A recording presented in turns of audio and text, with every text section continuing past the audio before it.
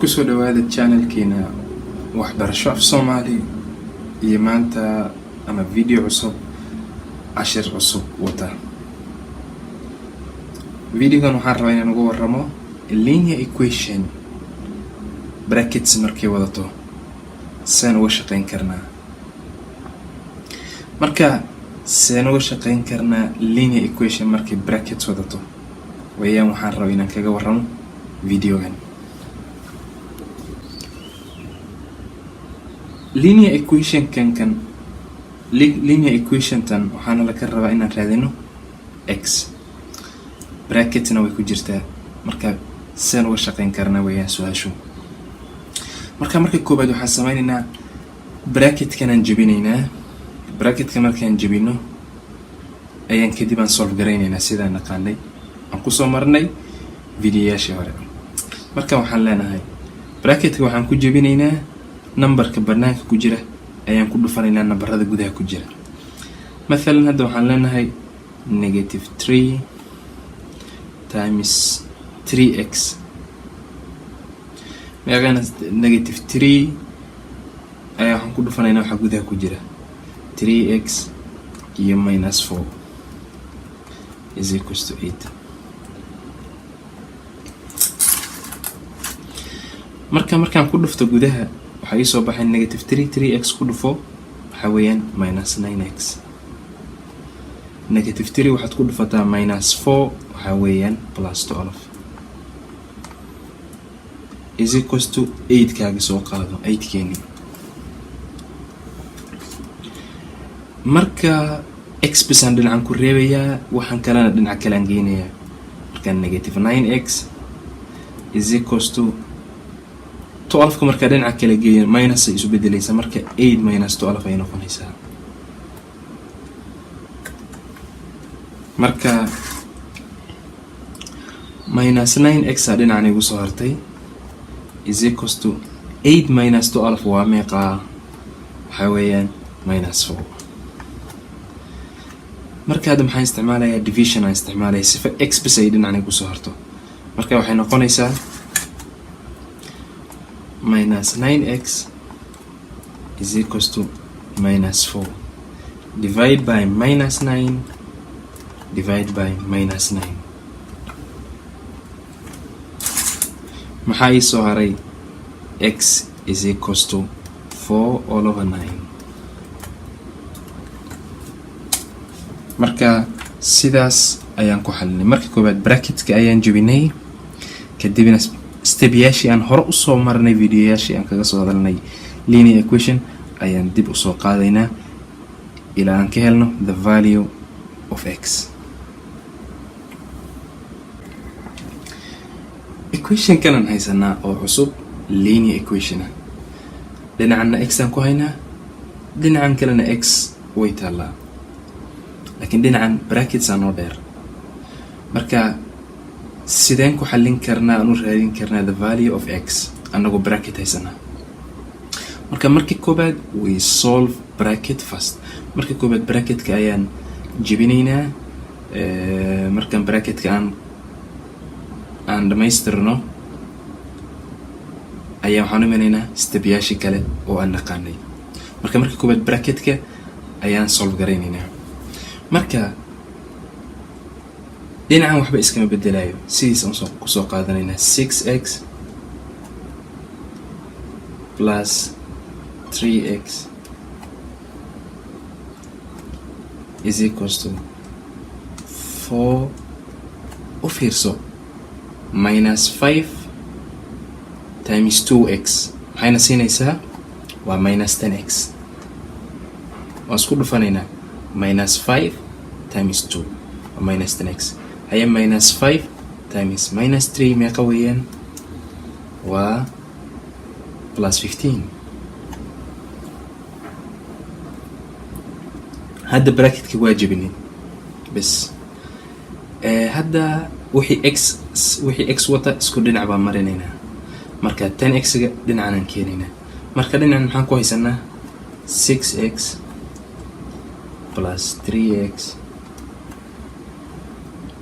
dhinacan markaan keeno -10x waxay noqonaysaa +10x plus 10x is equals to dhinaca maxaa noo soo haray waa 4dan iyo plus 15ka.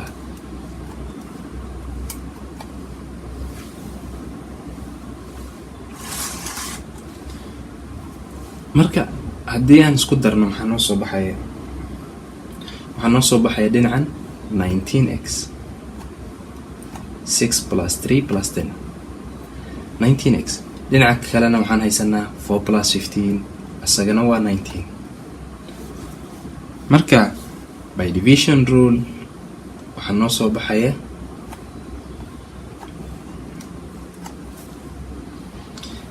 divide by 19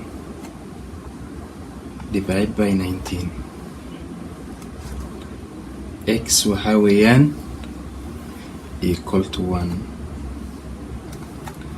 x hadda waan soo saarnay waa meeqa waa is equal to 1, laakiin marka koobaad waa inaad processkan aad raacdid sifaad u keentid the value of x.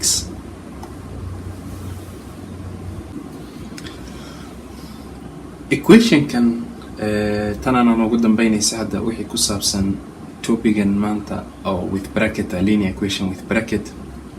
waxaan haysanaa 3 bracketkan koobaad iyo dhinaca kale bracketkan labaad iyo bracketka saddexaad. markaas seen ku raadin karnaa the value of x intaasoo bracketna way ku kala jiraan. marka waxaan samaynaynaa bracketkan waan jebinaynaa waxaana ku jebinaynaa numberka banaanka ku jira iyo waxa gudaha ku jira ku dhufanaynaa. marka hadda midka koobaad hadaan ku bilowno 8 times 3x waa meeqa 24.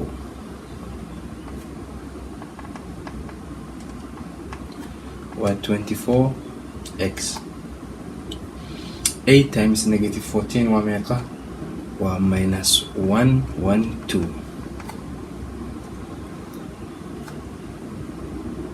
bracketkii koobaad waa jebinay minus 34 ga soo qaado minus 3 4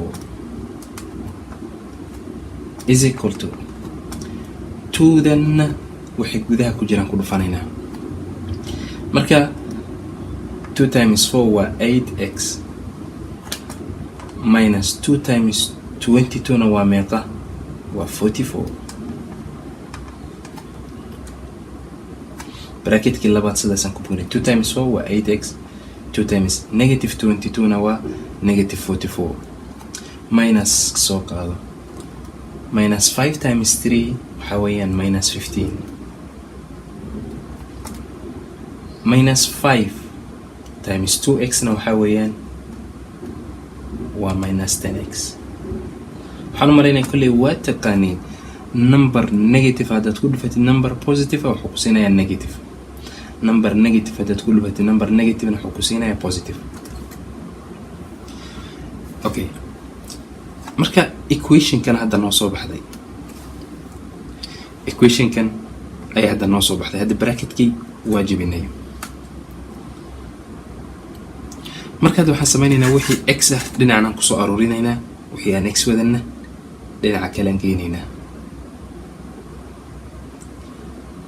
marka dhinacan aan soo keeno marka waxay noqonaysaa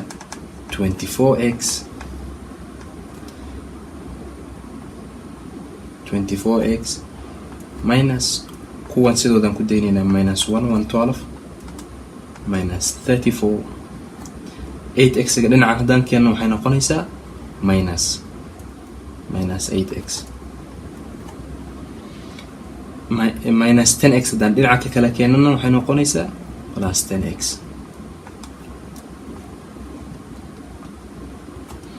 is equal to hadda waxaa noo soo haraya labadii number oo hore meesha noogu jiray minus 44 iyo minus 15.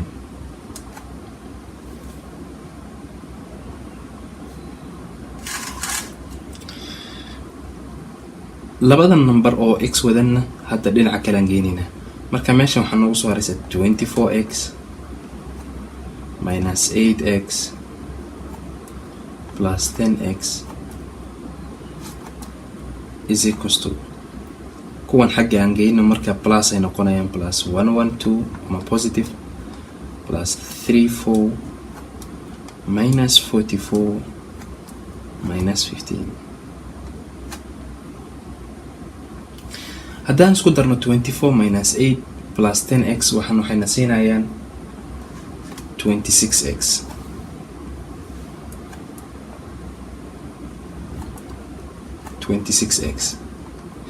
kuwan haddii aan isku darno meeqayna siinayaan